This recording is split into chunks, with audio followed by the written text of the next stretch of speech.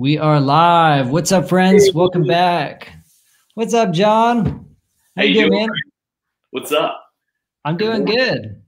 Good morning. It is 7:14 a.m. in Oregon. I'm a little jealous of my buddy John right now because he's in Texas and it is 9:15.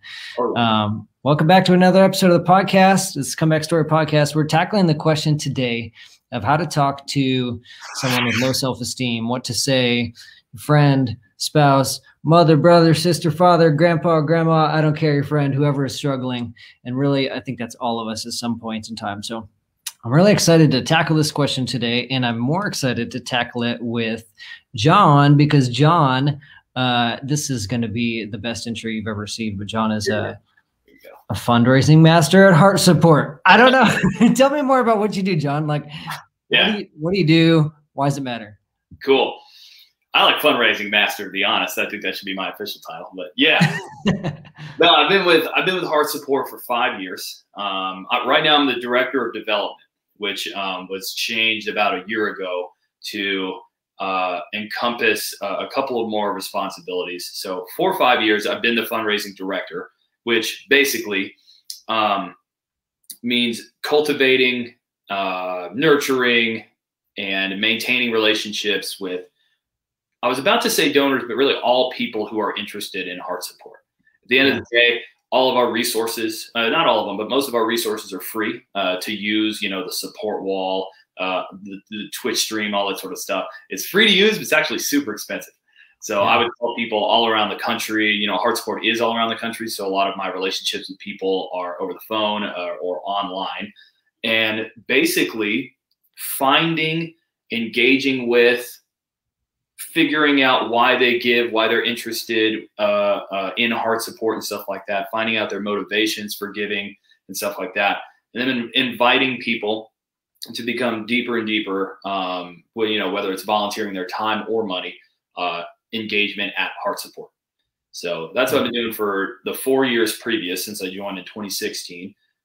When Dave King came on, he made me the director of development. So I still have the fundraising piece. Every year we lead a giant campaign. It's usually at the end of the year. Momentum was our last campaign, but I'm still doing the fundraising stuff, keeping up with those relationships. I've also started grant writing.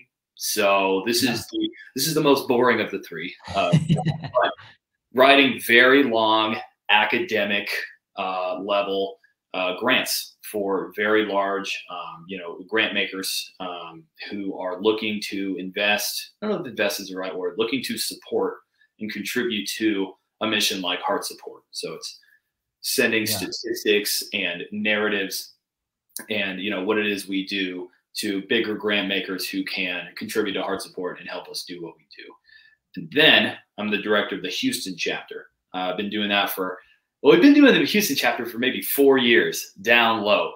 But until Dave King came with his knowledge and expertise of how to really do a local impact zone, that started in earnest about 1.5 years, maybe 2 years ago. And before, the Houston chapter was me and like 7 other people coming over my house and talking about mental health.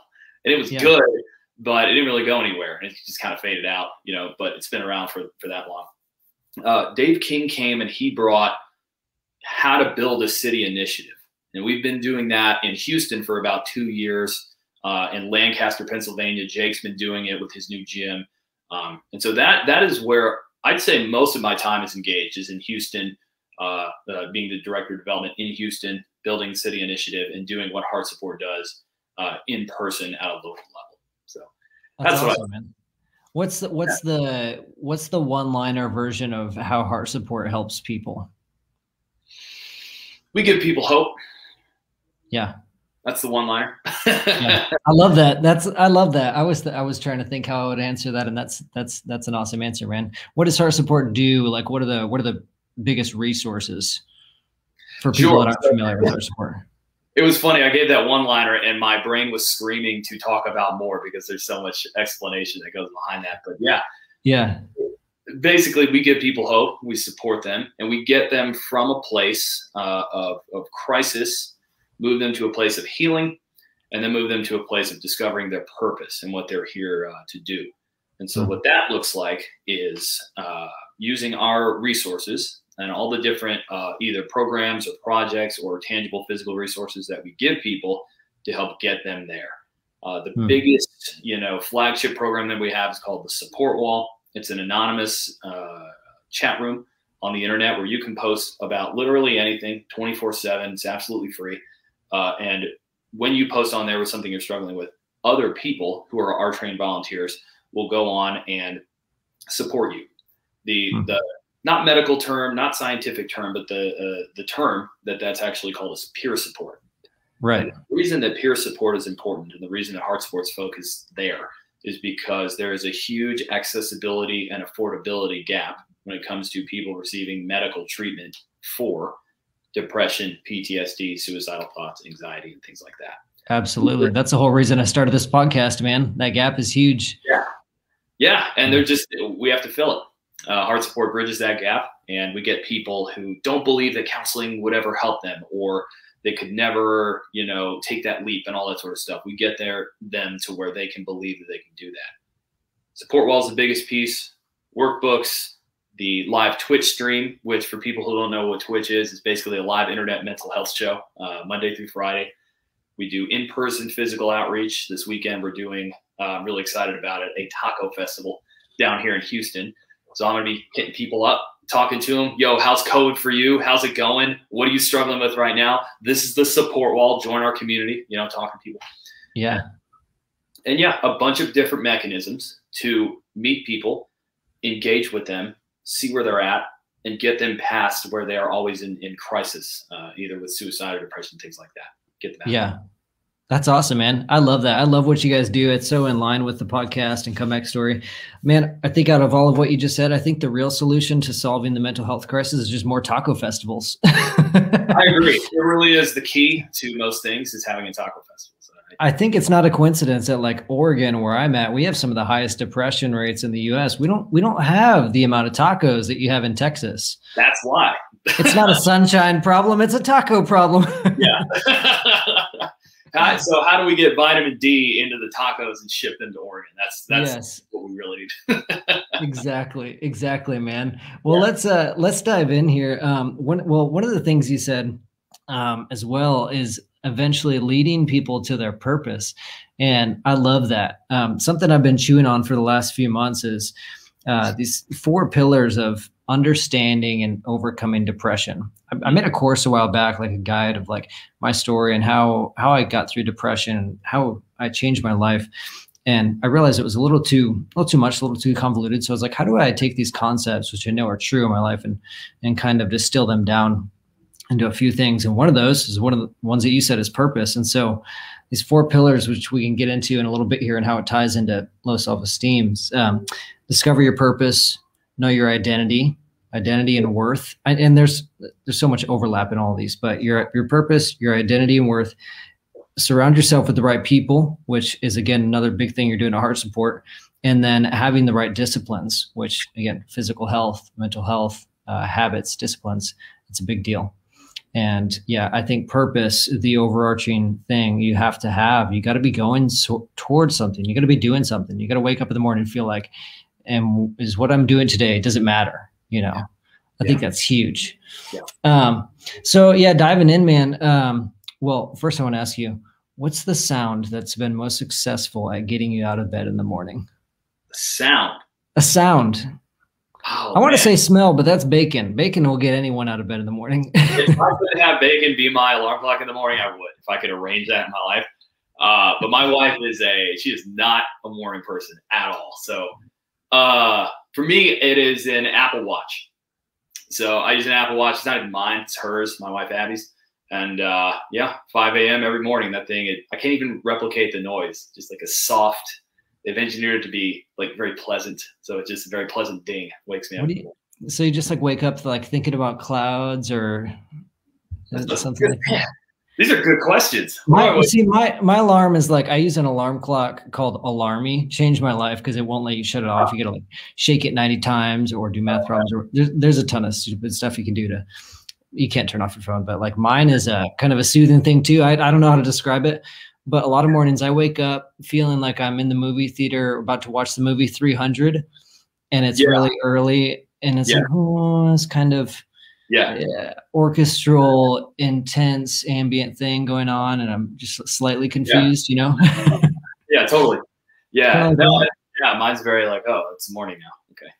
Yeah, like, oh, it's not displeasant, but it's not the best either. Kind of somewhere in between. Yeah, gotcha. Yeah. That's awesome. So, in seriousness, diving in, man. So we're tackling the question today of what to say to someone that's struggling with low self-esteem, low self-worth. And I want to get tactical here. So, I'm just going to toss it your way, man. What's like the first thing you need to know if someone strikes up a conversation with you, or you meet someone, you can see that they're struggling? Is there anything that you need to know about them, or is there any particular way you want to drive that conversation first before speaking out and feeling like you have something to say? Yeah, definitely is the short answer. The first step is always to listen to someone and what they're going through. It is very tempting to, and our society is like this. It's very loud. Everything is very loud. And everybody, no matter what side or stance that you take, is very anxious and very desperate to explain who they are and what they believe, sort of stuff. So it's very tempting when someone comes to you and says they are struggling with low self-esteem or depression or really any mental illness, for you to come back and throw your belief blanket on top of them. And what I mean is for them to come and say, hey, I'm struggling really deeply with self-esteem. I just don't believe in myself. I just don't have a reason to get out of bed in the morning. I don't want to do anything. I just don't have any motivation and stuff like that. I suck. I don't want to be here. You know, if someone comes to you like that, temptation is to come back and say, come on, man, get over it, dude. Like, come on, you got all this good stuff going for you. You've got this and that or whatever. There's other people that are so much worse off than you are, man. Like, glass half full. Right. You got to get over it. You know, I hate the stupid phrase. I hate even joking about it, but pull yourself up by your bootstraps. No one knows what bootstraps are anymore. And, you know, do this and do that, pick yourself up. And what you start doing is your own beliefs, you start throwing that on that other person, and that does zero for them. And all you're doing is sort of making yourself feel better because you feel like someone who knows something. And you're just like, basically all you're doing is standing in front of this person saying, look, I know all these things. And you make yourself feel better and impact that other person 0%. Probably negative, I would argue, you know, because I've been in that spot where I can tell someone I'm struggling. I usually don't, because most people, not to make a generalization, but most people want to fix you.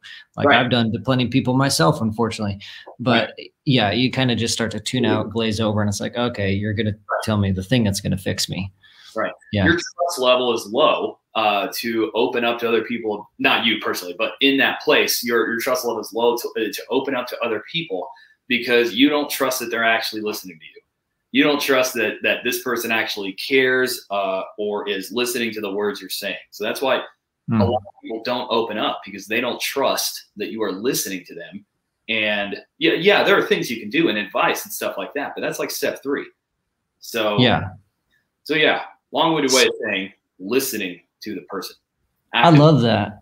Yeah. So it's interesting you said that, step 3. So step 3, quote unquote, fixing, or like basically you're saying it's going to be a while before you need to throw out any advice or, you know, think you figured out that you know how to help this person. So step 1 is listening. How do you know, it's interesting. I think most people would expect someone to not be a good listener. We just don't expect people to be good listeners. We expect people to tell us what they want to say. And so how do you gain trust with someone, whether you know them or not? Like, how do you gain that trust and let them know that you are a safe place and that you're actually listening? Is it simple? Like you actually shut up for a while? Mostly. Yeah. Honestly. Yeah. There are a few things that seem really subtle and easy, but honestly make a world of difference. A lot of it's nonverbal. So actually listening to someone and letting them know that you are listening to them means doing it. So eye contact, you know, not thinking about what you're going to have for lunch, not thinking about, and this is actually really hard to do, not thinking about when they're giving you their problems, the solutions that you could give them and stuff like that. Not thinking about your own story and when you went through this and all that sort of stuff. Just emptying yourself of all those distractions and all those things that that this time is meant for, and listening to the person. People can tell when you're listening to them fully, when you're not distracted. You know, the opposite of that's probably really easy to explain, but like, you know, if you're talking to somebody and you get a text on your phone, and you start looking at your phone, and you're, and you're like, sort of thing, they know you're not listening to them. If you're hearing pings and dings come in or whatever, like you could tell, like if you were asking me a question, like right now on this live video, and I was going like this, like you would begin to not like this interaction as much. He's like, John's not really here, you know? And active listening is like, over time, people can tell that you are actually doing it and that you are fully present and engaged with them. This screen right now is full screened. All my notifications are turned off. No one can reach me except my wife in case of emergency. That, you know, something to write down or whatever. I have a notepad. And what that does is lets me know that this is all I'm doing right now. I'm not thinking about anything else. And the quality of everything that's said and all that sort of stuff gets a lot better. And providing support to somebody else, that's exactly what I do too. I love that. So nonverbals, actually listening. I'm sure there's other things you do that, you know, like repeating, you know, parroting things back to, I heard you struggle with this. That's what we were talking about before this interview started. We're talking about Stephen Covey. I think that's maybe one of his teachings as well, is just like, you've got to empathize. You got to say, I hear that you're feeling this way. You know, this is like HR 101, communication 101. You know, we're dumb. Like, humans are not smart enough. You got to tell someone that you understand how they feel. Exactly. I can't believe I forgot that one. That one's huge. Repeating back what it is they said and making sure that, hey, do I have this right? And asking them, that you know this. I don't bring it up because I'm an expert at it. I bring it up because I suck at it. And I need a constant reminder that, like, empathy isn't obvious and people need to hear it. You know, I can care so much on the inside, but if it stays on the inside, I don't say anything, that person is never going to know how I feel. You know, best person on the heart support staff at that is Nate Hilpert. Talk about active listening. He does this thing. We need a better phrase for it, but he core wounds people. Which isn't core wounding them, but he gets in and finds really quickly their core wounds from their childhood and this and that. It's kind of like the jujitsu thing that he does, and gets people to open up to him completely in like a really quick amount of time. And so, he's the best. Repeat those questions and like get you in a place where you're just like, I don't know, and just like crying, and Nate's really good at it. You go from like sitting on your computer to now you're like laying on the couch, you know, like the long curvy couch, and you're just like, here are all of my problems. Dude, I didn't want, what are you doing? You know, you're talking about listening. Larry King, dude, I grew up watching Larry King when I didn't even know what he was talking about. Larry King and Oprah, two are like my favorite interviewers of all time. He passed away recently, unfortunately. I watched an interview before he passed away where somebody was interviewing him on his interview style.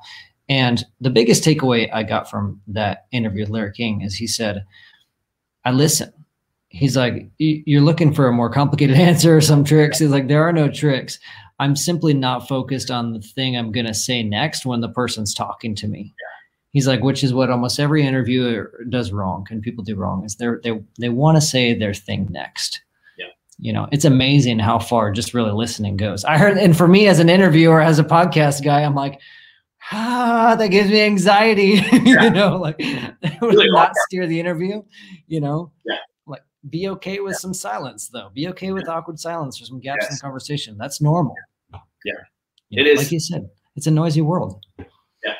It is. And what a refreshing, what a gift to give to someone else, to speak with them and to know that they're not thinking about anything else. It's very rare. It's a noisy society. And I find that's 70% of helping someone probably. Wow.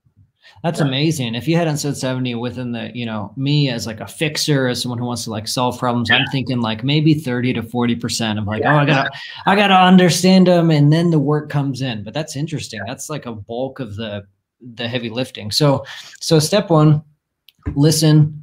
Don't be a dick. Pay attention when people are talking to you, and you start to gain some of their trust, not by trying or any weird tricks, but just listen to them genuinely and let them know that you're a safe place.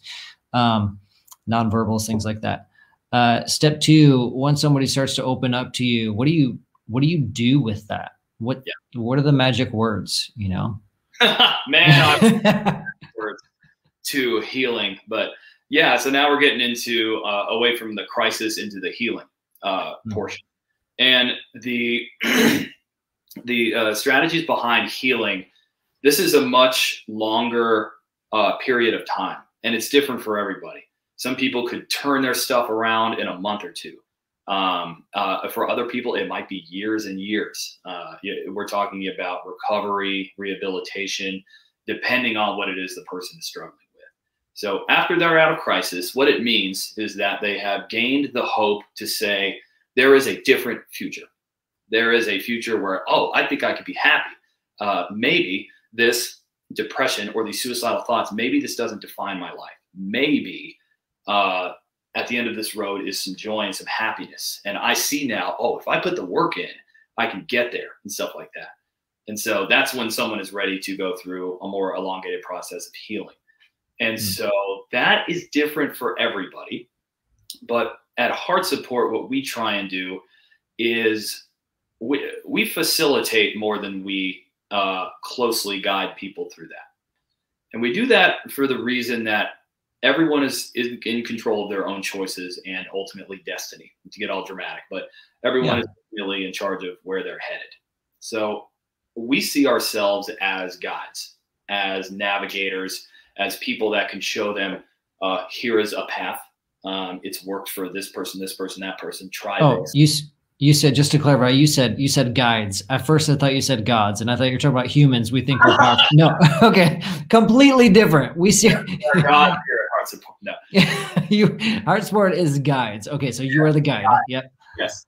Yeah. And if you know Donald Miller's story branding techniques and stuff like, it's very 100%, similar. Yeah. Yeah, exactly. So we are not the Luke Skywalker of your story.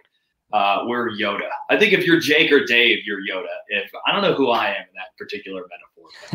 But, we are people that say, hey, this is what I see in you. This seems to be the wall that you can't get around. Let's dig in there. What is that? What happened when you were a kid? What traumatic experiences happened to you? And basically, we just facilitate. Like, we create a room for people to come into, sometimes literally and other times figuratively or online. Create a space for people to come in and safely go through the just messy, convoluted, complex issues of their own heart. And we cannot make them really go further. We can guide them. We can push maybe a little bit sometimes if it helps, but we cannot put someone through this process that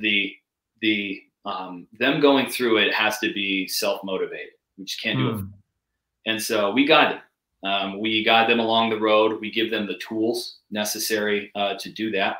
And depending on what it is, the length can be a lot longer. The tools are different. But basically, we are creating a space for people to confront the thing that is causing their ailments and causing their challenges.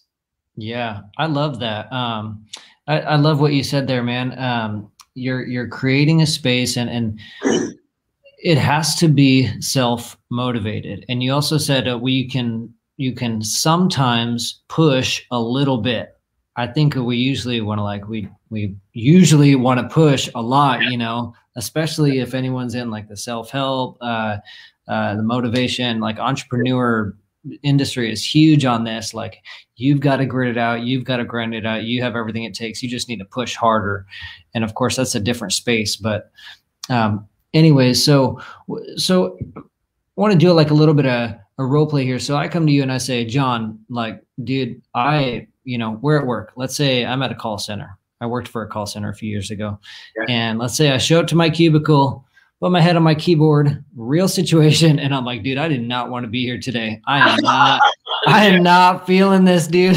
Yeah. And I'm like, I feel like, and just to get a little bit deeper, but let's say you and you're in the cube next to me. We have a friendship, maybe not a lot of trust, but like we have a relationship, you're not a stranger. And I say, dude, I don't feel like I'm ever going to leave this place. Like, I do not feel like I've got what it takes for the next thing. Yeah. What do you say? Man, I would ask more. Okay, so if I'm seeing you, you put your head down, you're obviously just having a bad effing day.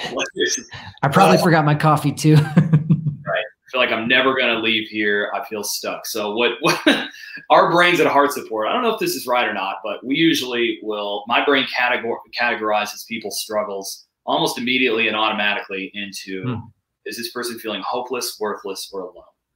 We found that most struggles fall into these categories. And it's not a rigid thing. It's not like a system that we have or whatever. But for me, like when you say that to me, my brain automatically goes hopeless. This person feels stuck and they feel like their present is going to be their future forever. And what I have to do immediately is relate to that person, you know, take in all the cues, like we said before, head down on the keyboard, your tone of speech, all that sort of stuff just feels very hopeless. You don't feel like you can progress or get the things that you want. So yeah, I'm going to ask more questions. What's going on, man? What's up? You know, how has your week been and all that sort of stuff? How long have you worked here? How did you find this job? Why did you get this job? Dude, I've been here I feel like I've been here a year. I thought maybe I could come in, you know, get my feet wet, maybe get a promotion. But I've got the side hustle. I'm doing like DJing weddings on the side. I'm trying to like record bands on the side. And I don't know. It's just something is not working. I think it's me. Like, I don't know. I feel like maybe I'm made to do something bigger. Like I feel like I have the skill, but something in me is just not clicking. Like I'm starting to question, do I even have what it takes, you know, to get out of this place? Do I even have what it takes to do what I feel like I'm supposed to do? Like I'm trying to provide for my family. I'm trying to provide for my wife, for my kids. And I can't do that alone. Like, you know, even coming up with half as a struggle, is there something wrong with me? You know, am I doing something wrong? Yeah. I would go immediately into what goals are. What are your goals, man? What are you here to do? Because making money and supporting your family, that's what you're here to do. It's not about so much, you know, making money and floating the bills and stuff like that. Of course, we have to do those things and all of that. But I'm always going to tunnel down into the why. I'm going to tunnel down into the why that you're here. Now, I'm listening to you. So you've said, you know, a couple different things. I'm here to pay the bills and stuff like that. I also have a passion sort of thing on the side. I have these side hustles. So like this call center, this is not really, you know, I don't want to be a call center guy. Like it's not my passion, right? So I'm going to ask, what are you passionate about? Where do you want to get to? And how does this job get you there? And also, what do you need to maintain on your way there? So you can't just be like, bro, I quit the call center. And I've done that, by the way. Which, you know, that sometimes that might be the thing, but like quit that and then go all in on maybe something else that doesn't like, what I'm getting to is abandoning like your family. Which you didn't do, but just like, man, whatever. Like I'm going to go do what I love and all this sort of stuff. We do have like responsibilities that come first, right? So we have to like do certain things. And that's not a letdown. That's not like, oh, I got to do this stupid job so I can, you know, pay the bills. It's like, no, I'm being responsible for my family. And I am making sure that they are taken care of and stuff like that. I'm a husband. I'm a father. That's who I am. And so, yeah, I want to do these other things, but this is just where I am right now. What I'm doing as I'm saying these things to you is reiterating that like you are meant to be here. You might actually want to be here and you don't realize it. And then I'll just like get into, this is not forever. Sometimes there is a season of doing things that we don't have to trick ourselves, doing things that you kind of don't want to do so that you can build up the credit, the money, whatever it is, so that you do not have to do those things anymore. And you go up to higher levels of responsibility, higher levels of accomplishment and stuff like that. And if you can just remember that that is where you're headed, then it will get you through that crap feeling that you're feeling right now and get you through multiple days and keep going. I love that, man. I love that. And so I think what I got out of what you just said is you're separating the thing you're doing from your identity. So you're not the call center master. You just work at the call center. Yeah, exactly. And then the importance of like show up and serve the best you know how for wherever you are at the moment, instead of I'm not supposed to be here. Well, you're there. Whatever situation you're at in life, you're there whether you like it or not. And so handle it well, use it as a stepping stone if that is. I'm kind of taking notes as you're talking. So I'm creating a framework as we go. So listen, step one, listen. Step two is learn. You've got to learn. You need to understand the situation and not make any assumptions at all. And step three is relate.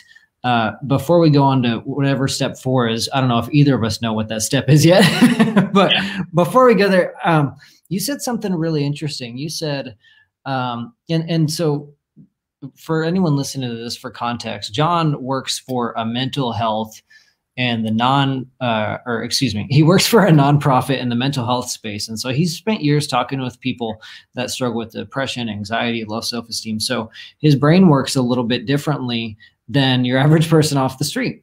But I think there's something good to what you said, because you said you put people, well, I don't like the term put people into boxes, but this is for the sake of, progression, for a healthy conversation, just for that.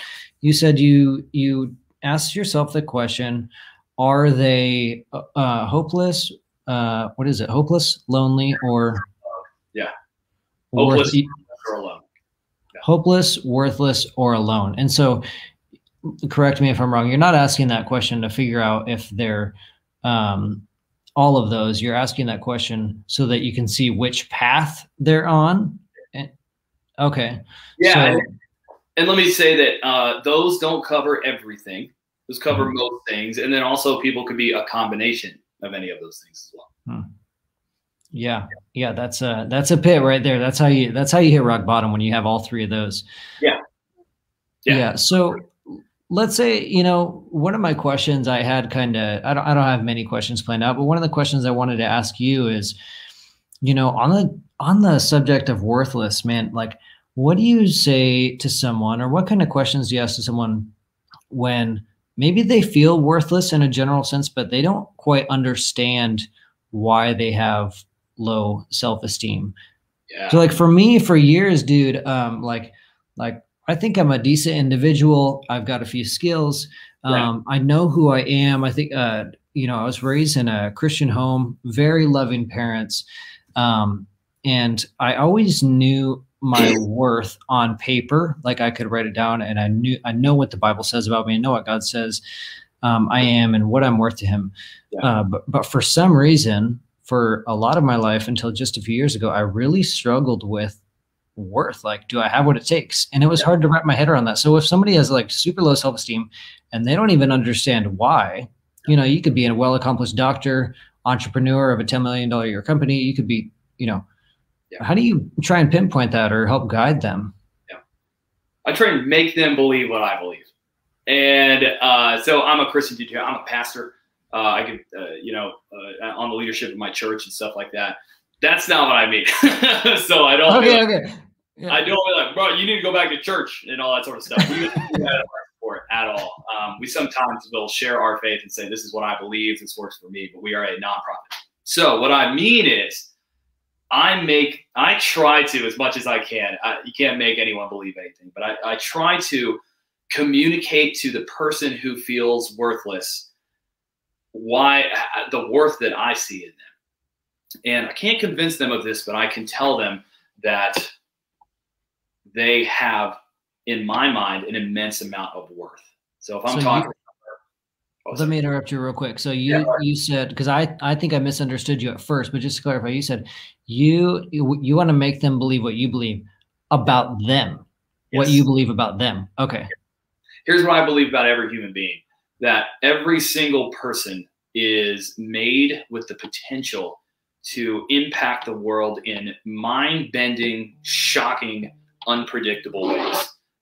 Every single person that is here now has the choice-making capability to, I don't care if you're, like us, you have a job, you have a family, you're just kind of going about your life, or if you were someone who is in the depths of despair and sorrow, you have the power and the choice-making capability within yourself. You're going to need help, but you have that within yourself to not only overcome the struggles that you are going through, not only navigate your way through this dark period, but to come up out of that and impact the world in ways that you can't even imagine or see right now. And if you want to, you can make choices that can help you get there.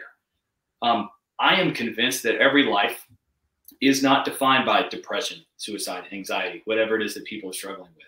It can be defined by your passions, what you are interested in.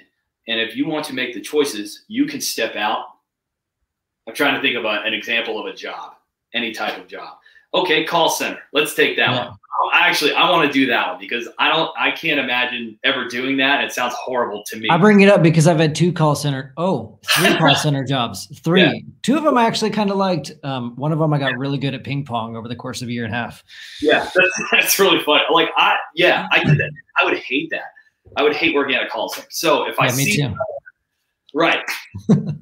I saw someone in a call center that's at the bottom of their rope, like I'm really thinking about suicide. I'm super depressed. I hate this effing job. This and this and that, all that sort of stuff.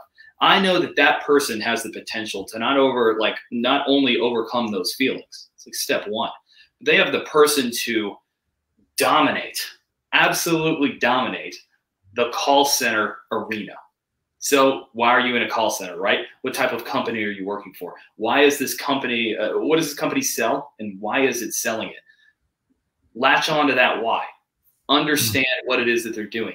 Learn the mechanics of the business. And then get to a place where you're so skilled at your job and what it is that you do that you either get a raise, get promoted within that organization, or you don't even have to be. You're so skilled at what you do, now other organizations are asking you to come be a part of that or whatever. And what you do is you go around a circle. I don't have a name for it, but basically what you do is you sit down and you analyze your intentions and your motivations and stuff like that. You say, who am I and what am I here to do? You focus on that, you take time on that, and you write it out. And what that's going to do is give you conviction about who you are. So when you get up in the morning, you can say, this is who I am, and this is what I'm here to do. Once you have that conviction, that's going to spur you on to accomplish things. Okay, this is who I am. This is what I do. I'm going to go in and punch today in the face. And then you do things. You accomplish tasks. You do all that stuff.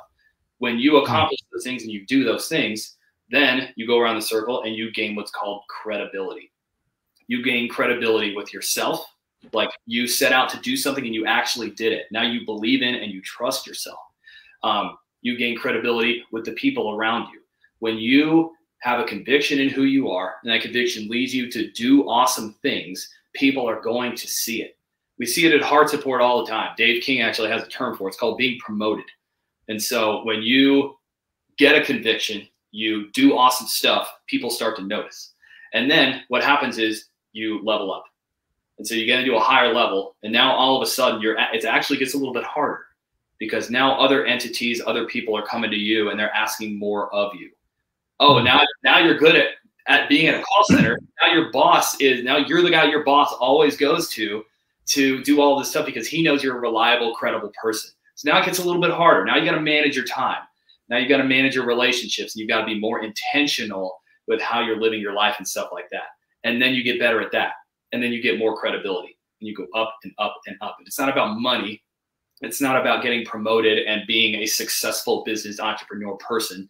That's cool. You could do that, but it's gaining deep, deep levels of trust with yourself, which shows confidence. Other people can see that, and you will continue to be promoted throughout your life. Not with money, not with position, probably those things, but being promoted in credibility.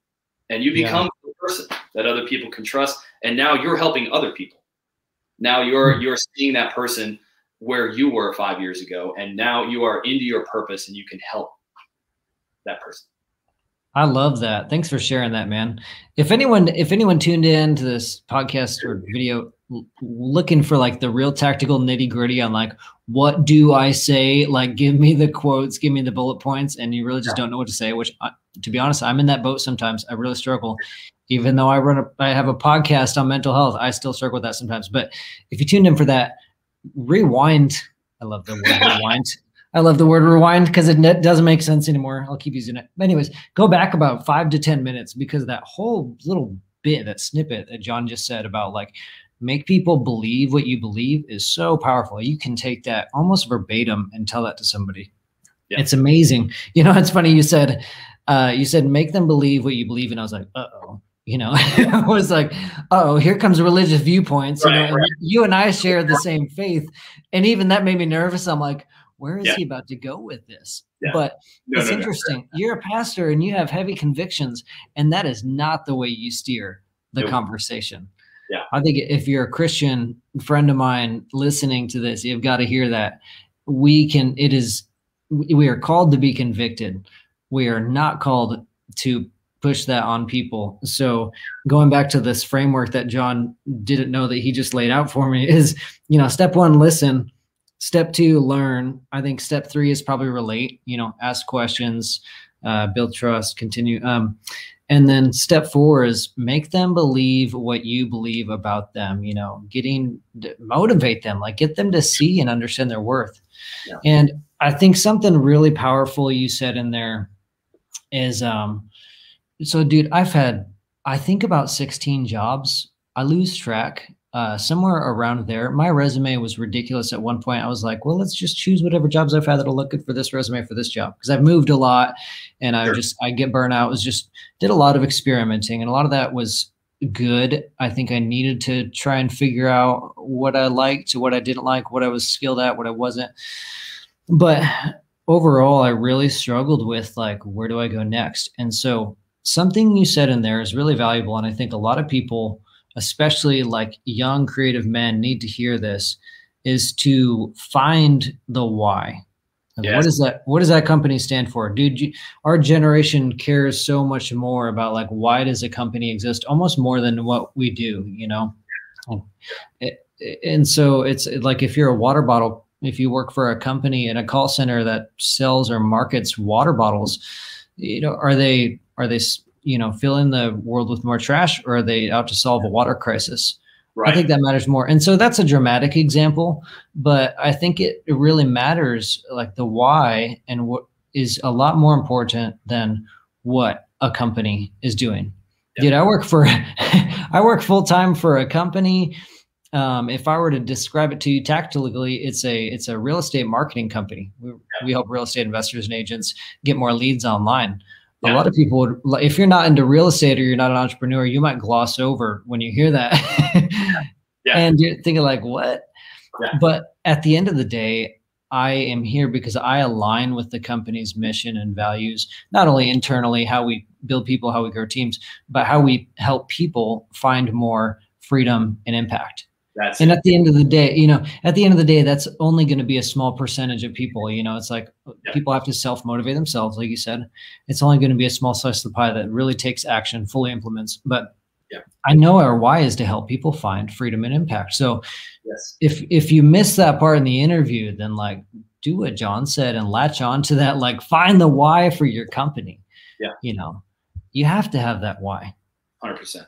Yeah. And it doesn't matter where you are, you know, whether it's like the outward why for the customers, or maybe it's an internal thing, find that. And if you look hard, excuse me, if you look hard and you can't find it, I don't often give career advice, but you might need to leave that job and find a place with a more meaningful why that's doing work that matters. Yeah. There are different types of people. I'm thinking about my wife, who, there are people that live to work. There are people that work to live. So I am a more work-centered person, where what I do is based on my passion. You know, this is like my purpose, this is what I'm here to do, all that sort of stuff. People don't get into the nonprofit game for the big bucks, though, right? So, you know, trying to climb a ladder or anything like that. My wife is different.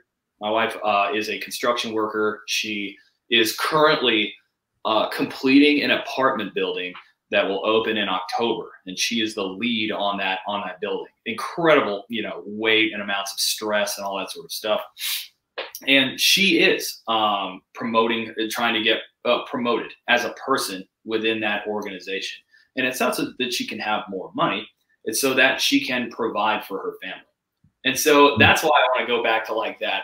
Yeah, do what you're passionate about, but it is a balance. Because for me, I always have to remember, like, my wife is the breadwinner of this family. So I'm doing what I want, and it's super cool and all that sort of stuff. I have to have a respect for you know, the joint thing that we do and the way that we share that and all that sort of stuff. There's always a balance. So if you're working, all that to say, if you're working for a company because right now you need to pay your bills and stuff like that, that is okay. That is okay. Just go back to your why. It's not about having little paper money. It's about, oh, okay, I'm providing for my family. You know, something. Yeah, exactly, man. And you know, a couple of years ago, I got to a spot in my career where, thankfully, fortunately, I was very blessed to be able to, you know, have my wife go quit her job. That was really cool. We weren't making a bunch of money. I'm not going to get into details here because you need a lot of context for these conversations. But anyways, I remember sitting on the edge of the bed with her one night and she was really stressed out at her job. And I said, took a deep breath. I prayed for about 10 seconds and I was like, all right, I think I'm going to go with my gut. I said, okay, leave. I said, just leave. Yeah. Like, give notice. Oh, it felt so good, dude. Changed my life.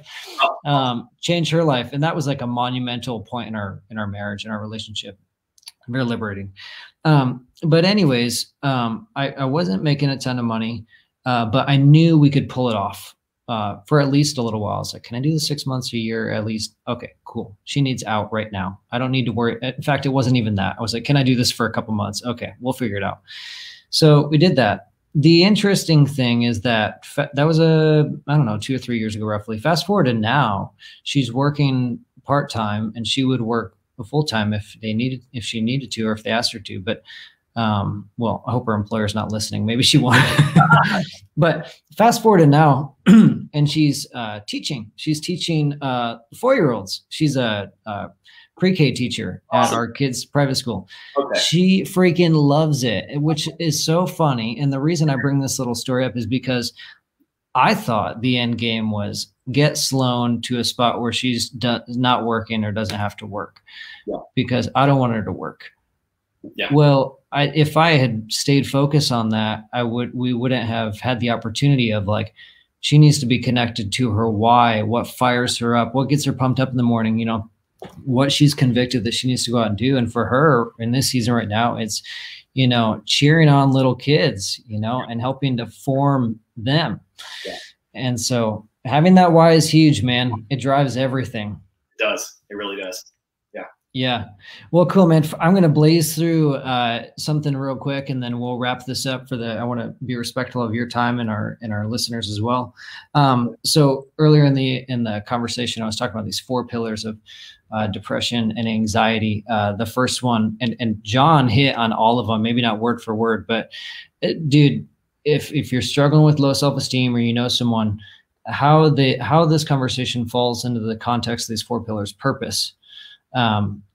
Is someone still figuring things out? Do they need to take a leap of faith? Do they need a confidence boost?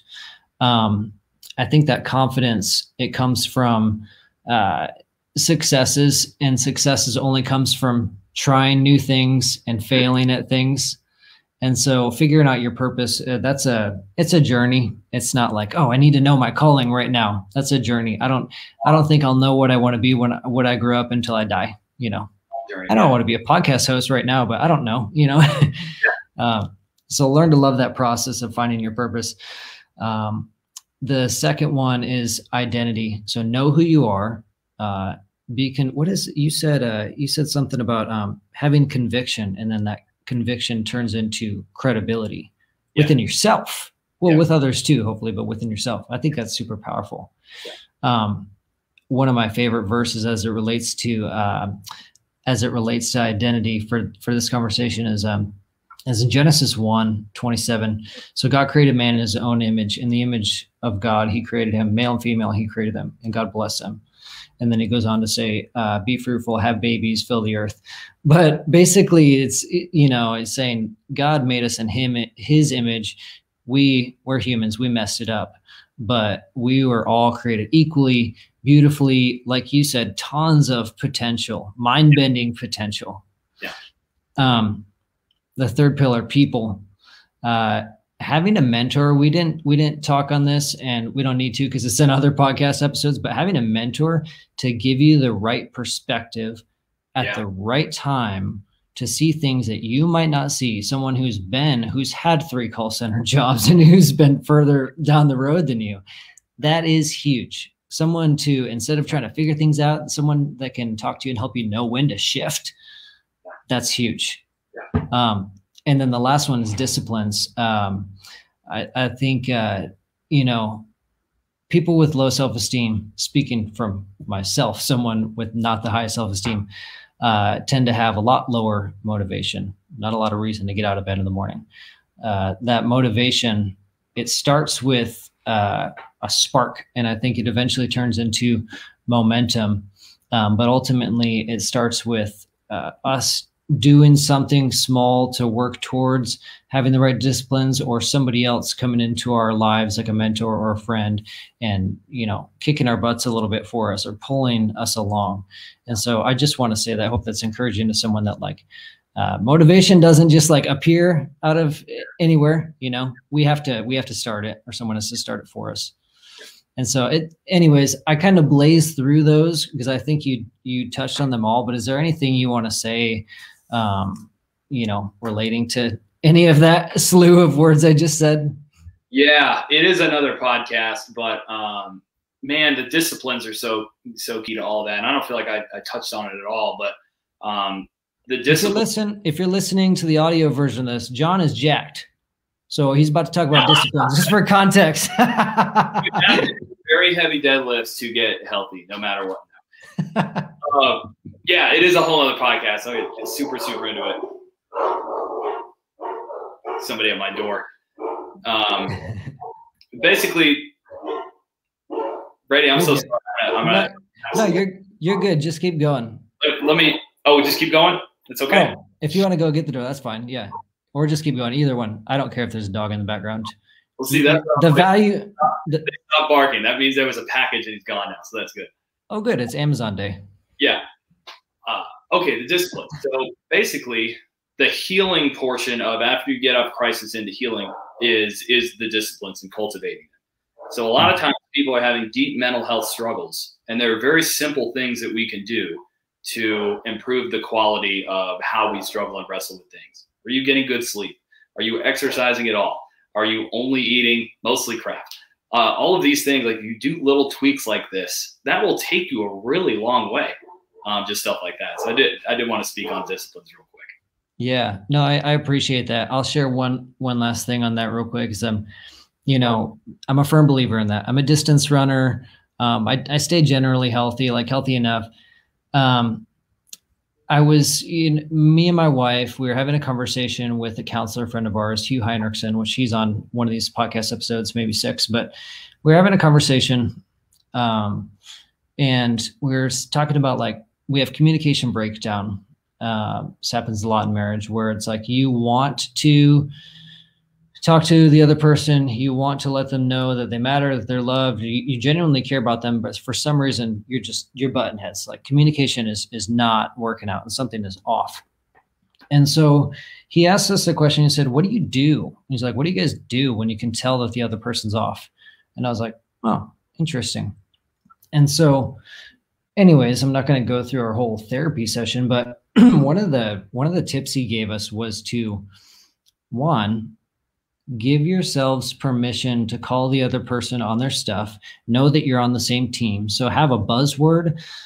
For him, it was purple jerseys. I don't know what that means, but it doesn't matter. So you have a buzzword. And he said, even if you don't have a buzzword, say, "Oh, because Hugh said in counseling that we were allowed to call each other on their stuff or raise concern, I'm about to tell you something." And he said, step 2 was like, figure out the wording, how that other person wants to receive that advice or be asked, and then just call them on it. So for me, so he's asking us this. And so he said, Sloan's my wife. He said, "What do you do when Brady's off?" And she's like, "Well, usually, you know, I don't know. I don't want to ask or say anything because I don't want to bug him, or I might do this or that." And so he said, "Brady, tell Sloan exactly what you need to hear." And it's super powerful. I said, "Ask me if I've gone for a run." And so I said, just ask me, because it will trigger me to think, have I gone for a run? Okay, I haven't today. I haven't gone for a run all week. Maybe that's why I'm feeling antsy and all boxed in, and my mental health is not doing as well as it could because I haven't been moving. Yeah. Anyways, the reason I tell that story is because we don't always know the exact words that someone needs to hear. And there is no shame. There is something really beautiful in asking them what words they need to hear. Yeah. Ask your friend, ask your wife, be like, what's your love language? How do you want to hear this? How would you prefer that I communicate this to you?